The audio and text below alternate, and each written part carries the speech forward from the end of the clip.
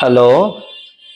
হ্যাঁ, হ্যাঁ হৃদয়হরণ বাবু, কি খবর? অনেক দিন বাদে, প্রায় 8-9 মাস তো হবেই। হ্যাঁ, না না, ফোনে তো কোনো কথাই হচ্ছে না। ছেলে কোথায় আছে? ডিসিআরসি মানে পন্ডিচেরি ভেক্টর কন্ট্রোল রিসার্চ সেন্টারে কি করছে? পিএইচডি? বাহ, তা কি নিয়ে? মশা নিয়ে? আর কোনো সাবজেক্ট খুঁজে পেল না, মশা নিয়ে ডক্টরেট? তা কোন কামে লাগবে ওই পিএইচডি? হ্যাঁ, চাকরি করবে পিএইচডি করে? কোথায়? না না না, আমাদের ভারতবর্ষে নয়। ভারতবর্ষে কোথায়? বিভিন্ন স্টেটে কি হেলথ ডিপার্টমেন্ট গুলোতে? ধর, ওখানে চাকরি কোথায়? ও তো অস্থায়ী পদে যেতে পারে। ও আপনার ছেলে কোনো একটা জায়গায় যদি যায়, ওই একাই যাবে, জীবনে প্রমোশনের ব্যাপার নেই, অস্থায়ী থেকে যাবে। স্থায়ী কবে হবে তার নেই ঠিক। ছেলের বয়স হয়ে যাবে, বিয়ে তা হবে না, নাতি নাতনির মুখ দেখতে পারবেন না। আর চারিদিকে এমন একটা পজিশনও নেই, আর ওপরে পৌঁছতে পারবে না। চারিদিকে সব বিভিন্ন স্তরে দেখবেন নেপো নেপো বসে আছে। আপনার ছেলে গাধার মতো পরিশ্রম করবে, ওপর তলায় জানবে আপনার ছেলে কাজ করে না। কি করে পৌঁছবে? না, এটা করবেন না প্লিজ। বিদেশে পাঠিয়ে, হ্যাঁ, বিদেশে যেতে বলেন। মশা নিয়ে যারা পড়াশোনা করে সমাজ কিভাবে দেখে জানেন? ধর, কোন রকম বুদ্ধিশুদ্ধি নেই বলেই মশা নিয়ে। অনিমেষ মুন্ডার কথাটা মনে নেই? হ্যাঁ হ্যাঁ, ও তো ডক্টরেট ছিল শুনেছি, খুব ভালো লিখতে টিখতে পারতো, পড়াশোনা করতো, মানসিক যন্ত্রণায় সারা জীবন কাটালো, কেউ কোনো কথা শুনলো না, কেউ বুঝলোই না।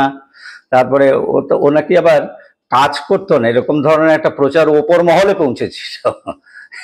কোনো রেকগনিশন টেশন ছিল না, কেউ প্রশংসাও করতো না। সারাটা লাইফই চলে গেল লোকটার। হ্যাঁ হ্যাঁ, আপনার ছেলেকে আর অনিমেষ মুন্ডা বানাবেন না। আপনার ছেলে পল্লব হিসেবেই যেন পল্লবিত হয়। ওকে বলুন বাইরে চলে যেতে, কলেজে পড়াতে, কিংবা কোনো রিসার্চ ইনস্টিটিউটে কাজ করতে, রিসার্চ অ্যাসোসিয়েট হিসেবে, বা কোনো ইউনিভার্সিটিতে পড়াক। যোগ্য সম্মান পাবে, তার প্রমোশন থাকবে নিয়মিত, প্রচুর ডলার আসবে, বাড়িটা ভালো করতে পারবেন। একটা ব্যাপারই আলাদা। ছেলে কোথায়? বিদেশে। হ্যাঁ হ্যাঁ, অনিমেষ মুন্ডার এক ছেলে জীবনে মশা লাইনে আসতে না করেছে, বলেছে তুই সায়েন্স নিয়েই পড়বি না। সে নাকি আমেরিকায় এখন রিসার্চ করে। যাই হোক, তো সারা জীবন কাজ টাজ করার পর তো জানলেন খুব ট্র্যাজিক, মানসিকভাবে এমনভাবেই অত্যাচার করা হয়েছে, খুব ডিপ্লোম্যাটিক্যালি।